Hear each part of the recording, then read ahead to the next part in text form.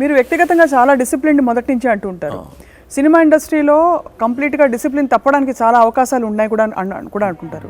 మీరు ఎలా మీ కమ్యూనిస్ట్ భావజాలం వైపు మీ డిసిప్లిన్ సినిమా ఇండస్ట్రీలో పరిస్థితులు పద్ధతులు చూసి మీరు ఎలా ఇవిడిపోయారు? అలా నేను ముఖ్యంగా ఎక్స్ట్రా ఆర్టిస్టులకి పేమెంట్స్ విషయంలో కమిషన్ ఎక్కువ తీసుకోకూడదు అని గట్టిగా వాదించినటువంటి వాళ్ళు ఒకరిని. ప్రొడక్షన్ మేనేజర్ అంటే ఏదో అటు పని ఉంటుంది కాబట్టి ఏదో అంతా ఏదో బ్రాండ్ చూపేవాళ్ళు డబ్బులు. దానికి నేను వ్యతిరేకిని. Even I don't take your flower also. అది ఆ విధంగా ఏంటంటే నిపుణంగా ఉండేవాళ్ళం కాబట్టి గౌరవంగా ఉండేవాడు, అంత గౌరవంగా ఉండేవాడు. జానకి గారు ఒకసారి రోజులమారే ఎయిర్పోర్ట్లో షూటింగ్లో తీసుకెళ్ళి నేను చాణక్యకి షూట్ కుట్టించాను, వాళ్ళకి షూట్ కుట్టించాను, వీళ్ళకి షూట్ కుట్టించాను, మీకు నేనే ఇవ్వలేదు, మీరు ఏమిటి మీకు ఏమి ఇష్టం? మీరు నాతో ఇష్టంగా ఉండటమే ఇష్టం అనేది, అంతే మించి ఏం లేదండి. సారీ ఏమనుకోదు, next time don't bring this topic, that was my character. నేను సంపాదించుకోలేదు, సినిమా ప్రొడక్షన్ చీఫ్ కూడా నేను సంపాదించుకోలేదు. కానీ సినిమా తీసినప్పుడు ఆర్టిస్టులు టెక్నీషియన్స్ అంతా కూడా వాళ్ళకు తగ్గట్టు సహాయం చేశారు కాబట్టి అదే నా క్యాపిటల్. రామకృష్ణ ప్రసాద్ గారు అడిగారు, నీ క్యాపిటల్ ఏంటయ్యా, ఊరు సినిమా తీస్తానంటావు అన్నాడు. మీరు రోజుల మీద ఎంత క్యాపిటల్ పెట్టారన్నా, నేనే ఖర్చు పెట్టాక 25,000 ఖర్చు పెట్టాం. 25,000 అండి మా ఇన్వెస్ట్మెంటు, మిగతాది డిస్ట్రిబ్యూటర్ పెట్టుకున్నాడు. నేను 50,000 పెడతానండి. ఎట్లా ఎవరంటే in the way of the concession from the artist and technicians. అది ఒక నవ్వుకుని okay carry on. So like that. ఇంకొక విషయం, మీ జీవితంలో మరొక కీలక ఘట్టం మీ వివాహం. మీరు వితంతు వివాహం చేసుకోవాలన్న ఆలోచన ఎందుకు వచ్చింది మీకు? ఎలా వచ్చింది అసలు? మీ శ్రీమతి గారిని మీరు మొట్టమొదటిసారి ఎప్పుడు కలిసి? నేను కులాంతర వివాహం చేసుకోవాలని అనుకున్నాను మొట్టమొదటి. హరిజన గారు తీసుకొచ్చారు. మరి మీకు నాకు నచ్చలే అమ్మాయి. కులాంతర వివాహం కాకపోతే మరి వితంతు వివాహం కూడా అది మరి సంస్కరణ వివాహమే కదా. అవును. అందుకని వితంతు అయినా మరీ అభ్యంతరం లేదు. అయిన తర్వాత మాకు ఒక లాయర్ ఉండేవాడు మాకు. ఆ లాయరు ఇంటికి వెళ్తూ ఉండేవాడు. ఆ లాయర్ ఇంటికి పల్లెటూరు నుంచి వాళ్ళు వస్తూ ఉండేవాళ్ళు. మా అమ్మాయి కొంచెం వితంతు ఉంది, చేసుకుంటారు, కృష్ణమూర్తి గారు అయితే ఎవరైనా చూస్తారులేండి అని చెప్పారు. సరే అని చెప్పారు. అని చెప్తే వాళ్ళ మాట్లాడితే అది కాదండి, మీరేజ్ అయితేనే వాళ్ళు ఒప్పుకుంటారంట అన్నారు. ఆలోచించి చెప్తారులే మనం వెళ్ళాం. అప్పుడు కొండపల్లి సీతారామయ్య గారు మా జిల్లా చూస్తున్నాడు. కృష్ణమూర్తి గారు మీరు తప్పకుండా చేసుకోవాల్సింది, నేను ఎంతకాలం పెళ్లి చేసుకుంటూ అవుతారు, 24th ఇయరే, 25th ఇయర్ అని. అప్పుడు అట్ట కుదిరింది. అప్పుడు సరే ఇట్లా ఉందంటే అమ్మాయిని చూడమన్నారు. చూసాం, ఓకే అనుకున్నాం, చేసాం. వితంతు వివాహం, దట్స్ ఆల్. చూసారు మామూలుగా? అంతే మామూలు అరేంజ్ మ్యారేజే. కానీ నేను ఖర్చు పెట్టలేను, దండల వివాహం.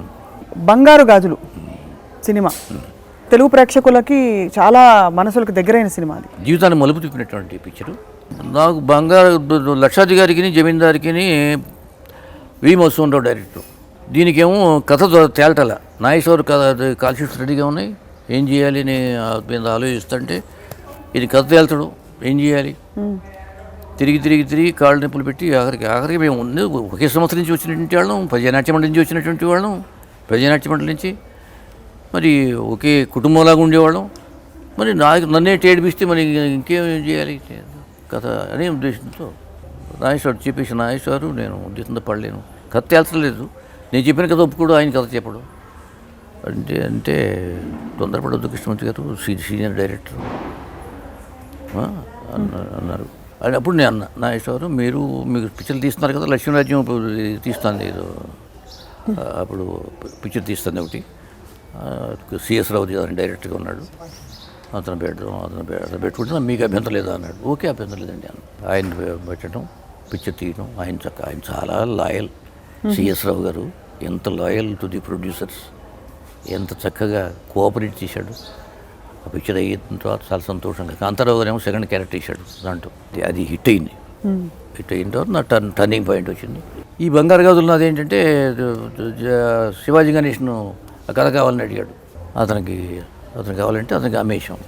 అతని దగ్గర ఇంకో పిక్చర్ ఉంది నాకు, ఎంగ ఊరు రాజా. అది నేను అతని దగ్గర కొనుక్కున్నాను.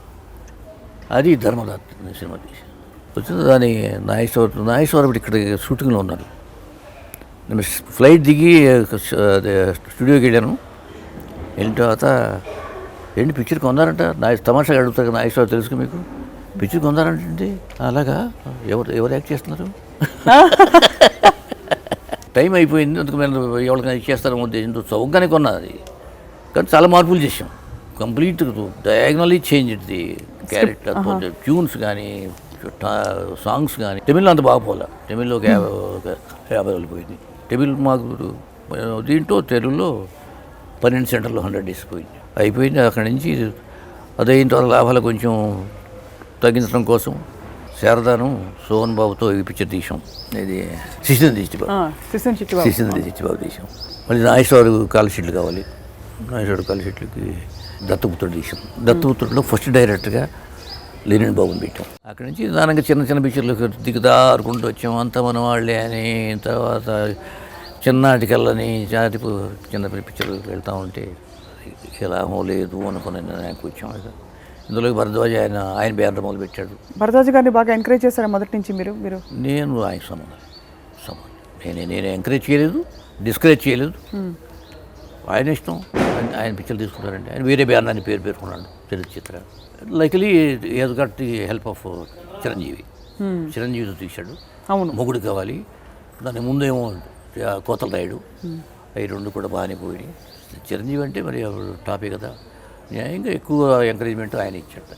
సినిమాలు మానేసిన తర్వాత నేను చాలా కాలం 1982లోనే మానేసా. సోషల్ వర్క్లో చాలా కాలం బిజీగా ఉన్నారు.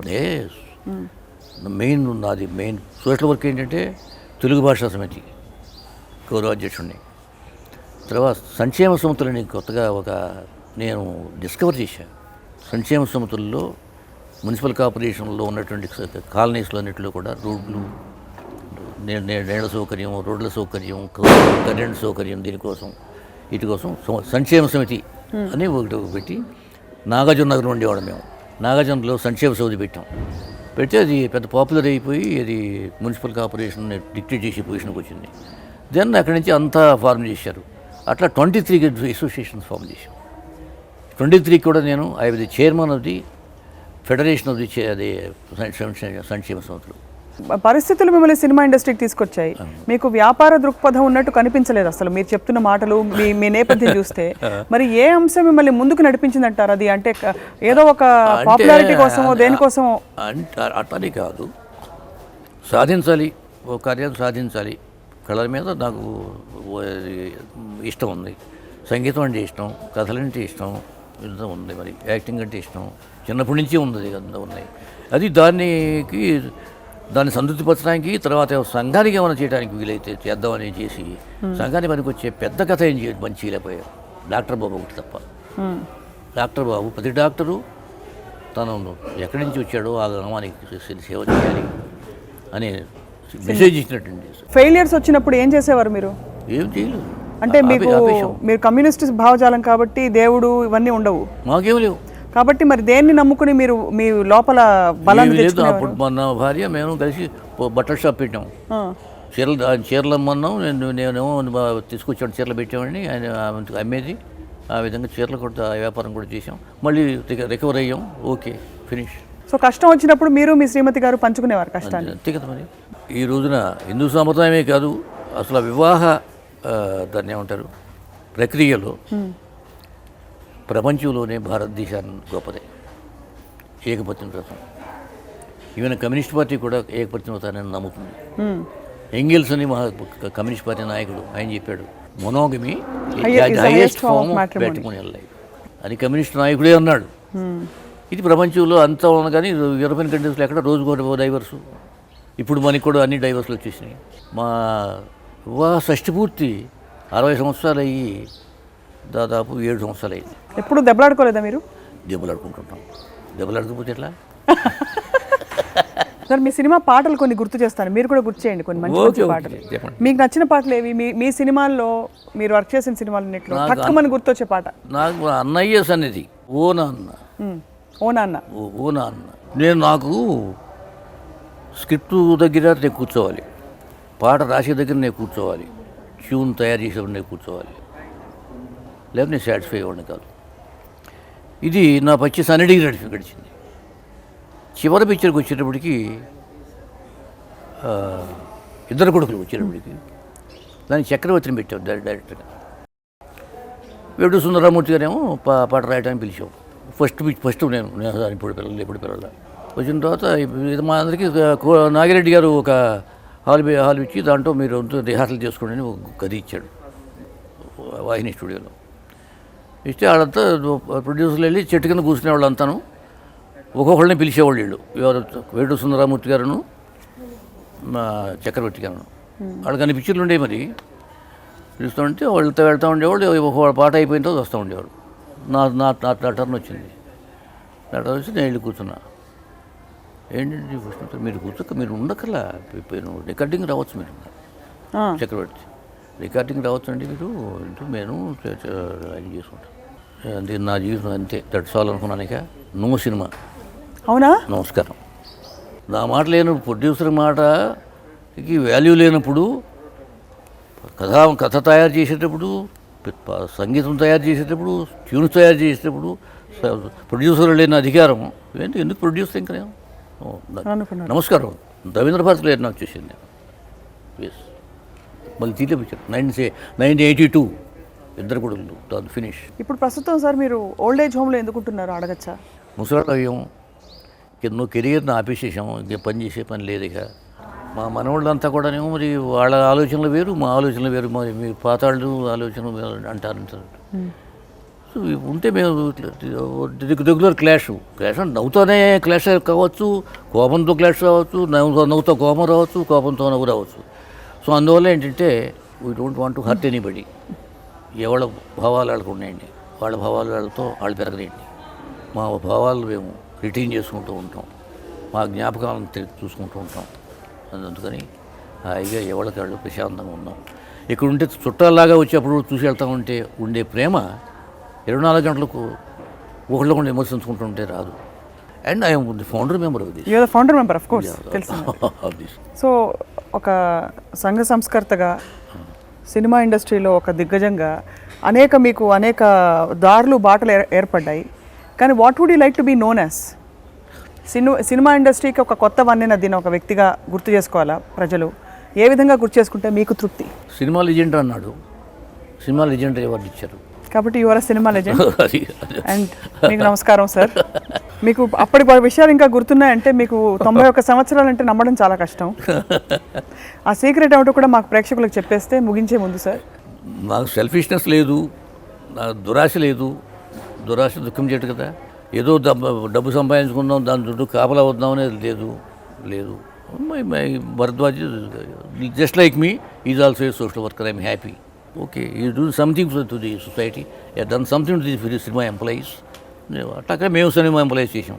వీటన్నిటికంటే ముఖ్యంగా నాకు రఘుపతి వెంకయ్య అవార్డు ఇచ్చారు. మీరు జీవితంలో నేర్చుకున్న ఒకే ఒక్క ఇదేంటి సార్? హార్డ్ వర్క్ అంటే కష్టపడితే ఫలితం వస్తుందనా? ఎస్. అదృష్టమా లేక దేన్ని? ఏ ఒక్క కష్టే Phale. I don't believe in అదృష్టం.